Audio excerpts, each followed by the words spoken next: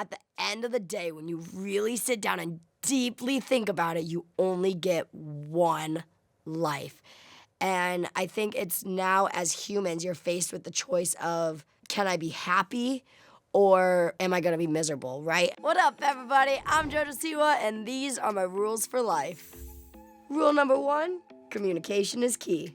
Most people think it's impossible to work with family, right? But the realization that you gotta have is, working with family is very hard. Say you're sorry. But why should I say sorry? It's tough because, of course, you're balancing a personal relationship with a professional relationship, but you always gotta remember, at the end of the day, your family is your family, and your personal relationship is always gonna matter so much more, because you can be the most brutally honest with each other and still care for each other at the end of the day. Rule number 2, anytime you're sad, do 10 jumping jacks. I recently had my 21st birthday. Everybody saw it be a really fun day online, but it was actually ruined by somebody who was very close to me and who was with me on that day. But I took a breath and I realized that she was gonna be with me all day, but there was other people there as well. And so I made the choice to not let the one person ruin the day and let the other people that were there have the best day. And I think that was me faced with a choice of, I could sob and be miserable this day, or I could choose to get up, take a shower, do 10. Every time I'm sad, I say do 10 jumping jacks. Because if you do 10 jumping jacks, you're gonna forget about being sad. Just get up and do 10 jumping jacks and move your blood around, and it saves you. Don't get me wrong, I had the best 21st birthday ever. My best friends in the whole wide world were there. My family was there. It was awesome. I definitely woke up that morning, and no one knows this, I cried for the first 2 hours of that day. And I could have let those first 2 hours ruin the whole day. But then I'm lucky, my best friend Tyler called me and he was like, come on over, we got bagels in the room for you, bagels for the birthday girl. And I was like, Ty, you have no idea, you just saved me today. And yeah, it was a great day then. Rule number 3, make time for what you love.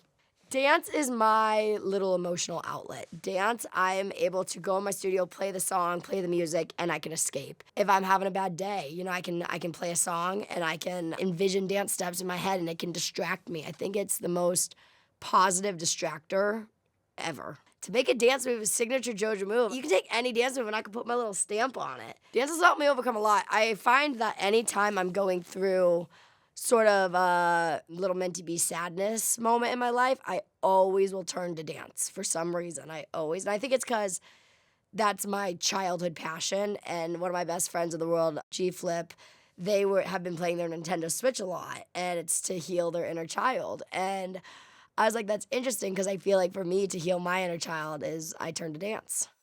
Rule number 4, no bad blood.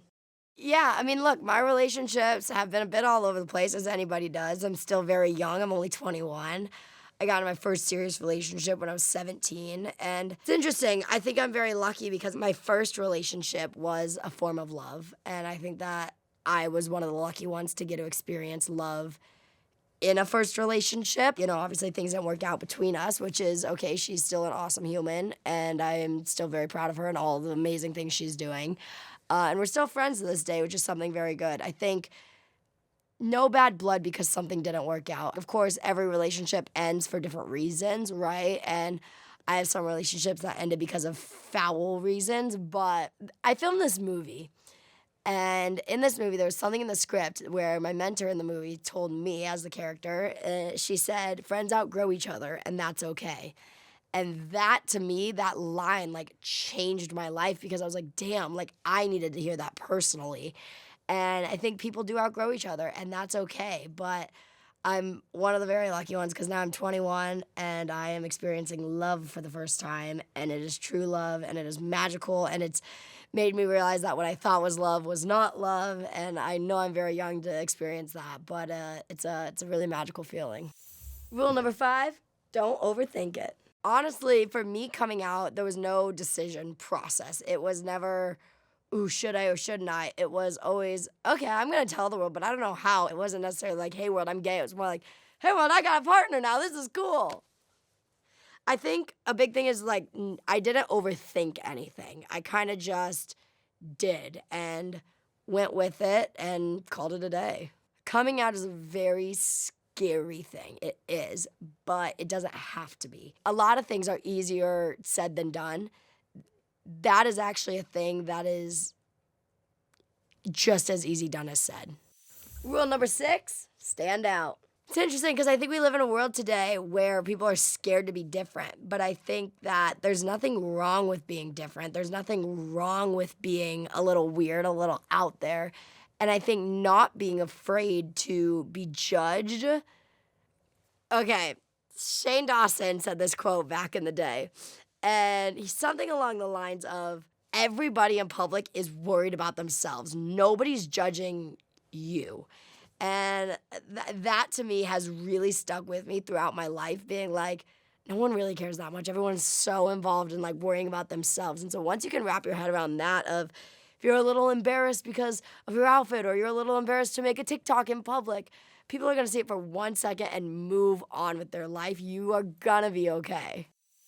Rule number 7, life is a game, don't be afraid to play it. I think for me, when I'm finding a style, it is, how can I be so messed up? How can I be so weird? How can I be so whack? That for me is something that I have a lot of fun with, is how can I take somebody and make them turn their head at me and go, why is she wearing that? What is she doing? Oh, what's she wearing now? It's a fun game for me to play. Something that makes a memorable fashion statement is makeup. I think that truly has the potential to make or break a look, whether you're afraid to go to that next level or not.